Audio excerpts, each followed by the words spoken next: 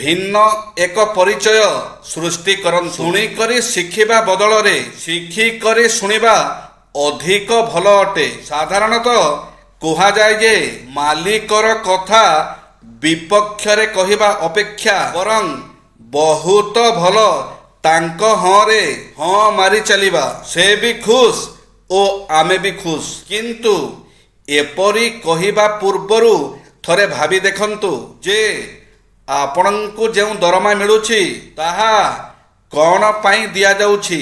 କ'ଣ ଆପଣଙ୍କର ବାକ୍ଚାତୁରୀ ବା ଚାଟୁ କଥା ପାଇଁ, ନା ନିଜର ବୁଦ୍ଧି ବିବେକ ଖଟାଇ କାମ ଠିକ୍ ଭାବରେ କରିବା ପାଇଁ ଏବଂ ଦରକାର ପଡ଼ିଲେ ନିଜ ମତ ଦେବା ପାଇଁ?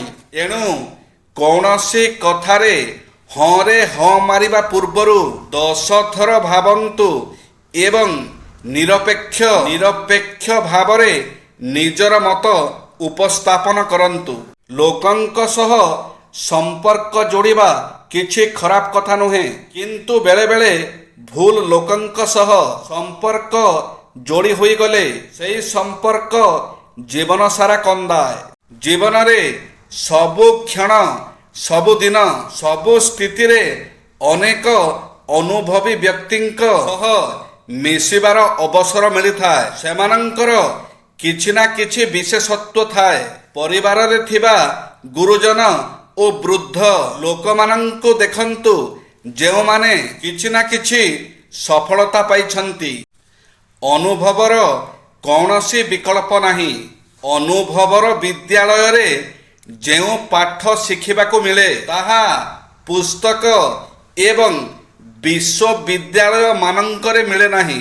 ଯୁବକମାନେ ଅତ୍ୟନ୍ତ ସ୍ପୃହା ଓ ଉତ୍ସାହ ହୋଇ କାମ କରନ୍ତି। ସେମାନେ ଯେକୌଣସି କାମକୁ ବି ଶୀଘ୍ର କରିବାକୁ ଚାହାନ୍ତି। ସେମାନଙ୍କର ନିର୍ଣ୍ଣୟ ନେବାର କ୍ଷମତାରେ ବି ଶୀଘ୍ରତା ଦେଖାଦିଏ। ମାତ୍ର ଅନୁଭବ କମ୍ ଥାଏ। ଅନୁଭବର କୌଣସି ବିକଳ୍ପ ନାହିଁ।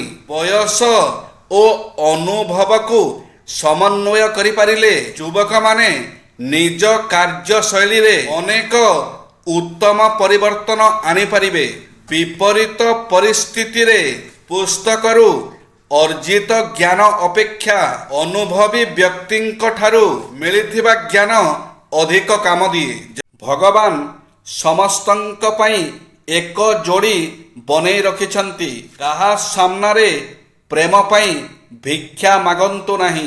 ଆଜିକାଲି ଲୋକ ଏମିତି ପରିସ୍ଥିତି ସୃଷ୍ଟି କରିଦେଉଛନ୍ତି ଯେମିତି ଆପଣ ବାଧ୍ୟ ହୋଇଯିବେ ତାଙ୍କୁ ଛାଡ଼ିବା ପାଇଁ। ଆଉ ପଛରେ ଏମିତି କଥା କହୁଛନ୍ତି ଯେମିତି ତାଙ୍କର କିଛି ଭୁଲ ନଥିଲା। ସବୁ ଭୁଲ କେବଳ ଆପଣଙ୍କର ଥିଲା। ଗୋଟିଏ ସୁନ୍ଦର କଥାଟିଏ ଥରେ ଅର୍ଜୁନ ଶ୍ରୀକୃଷ୍ଣଙ୍କୁ କହିଲେ, ଏଇ କାନ୍ଥରେ ଏମିତି କିଛି ଲେଖନ୍ତୁ ଯାହା ଖୁସି ବେଳେ ପଢ଼ିଲେ ଦୁଃଖ ଲାଗିବ ଏବଂ ଦୁଃଖ ବେଳେ ପଢ଼ିଲେ ଖୁସି ଲାଗିବ। ଶ୍ରୀକୃଷ୍ଣ ଲେଖିଲେ, ଏ ସମୟ ଚାଲିଯିବ। ପ୍ରେମରେ ଦୁଇ ଜଣ ଚାହିଁଲେ ହିଁ ସମ୍ପର୍କ ସବୁଦିନ ପାଇଁ ରହିବ। ଯଦି ଭାଙ୍ଗିବାକୁ ଚାହିଁବେ ତ ଜଣଙ୍କର ବାହାନା ହିଁ ଯଥେଷ୍ଟ। ଧନ, ଯୌବନ ଓ ଜୀବନ କେବେ ସ୍ଥାୟୀ ନଥାଏ। ତଥାପି ଧନ ଥିଲେ ଲୋକ ଗର୍ବୀ ହୁଏ, ଯୌବନରେ ସ୍ୱାର୍ଥପର ହୁଏ, ଜୀବନ ଥିବା ଯାଏ ଲୋଭ କରେ। ଜୟ ଶ୍ରୀ ଜଗନ୍ନାଥ।